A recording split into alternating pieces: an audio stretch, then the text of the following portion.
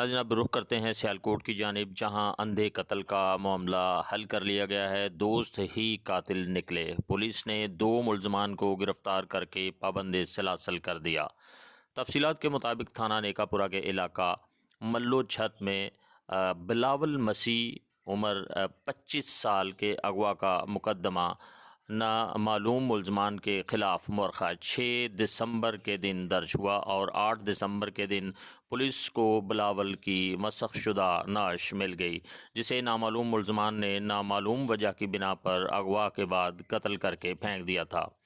ملزمان محمد اکمل اور زمان مقتول بلاول کے قریبی دوست تھے، جنہوں نے مقتول بلاول سے موٹر سائیکل اور موبائل فون چھیننے کے لالچ میں اپنے ہی دوست کو گلے میں پھندا ڈال کر بے دردی سے قتل کر دیا تھا۔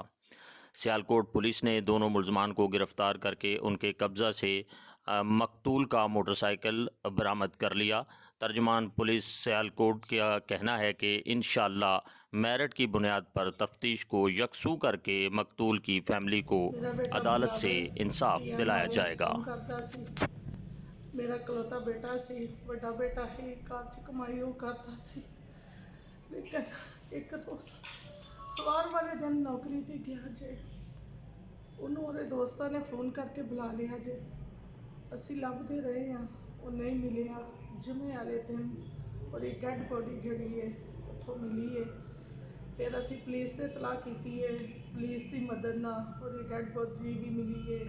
پولیس نے وہ قاتلاں نوں بھی گرفتار کیتا وے، لیکن اسی بہت شکر گزار ہاں پولیس والیاں دے کہ جنہاں نے ساڈی ایڈی مدد کیتی ہے۔ بلاول دے قاتلاں نوں انہاں نے گرفتار کر لیا وے۔ اسی عمران خان دے اگے اپیل کرنے ہیں کہ قاتلاں نوں سزا دتی جائے اور میرا انصاف ہوئے۔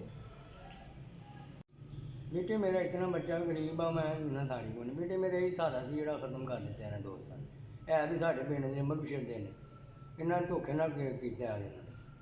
باقی بلا کے انہاں دلیل کیتا ہی لبدے نے لبھا نے، باقی انصاف ہی سانوں ملنا چاہیے جی۔ اور بیٹے میں شکریہ ادا کرنا انہاں ماتراں دا جنہاں نے پولیس والے انہاں دا ساتھ بہت جلدی پڑھیا انہاں نے، اور بہت بہت مہربانی انہاں دی، اللہ نے بہت دے خدا سن۔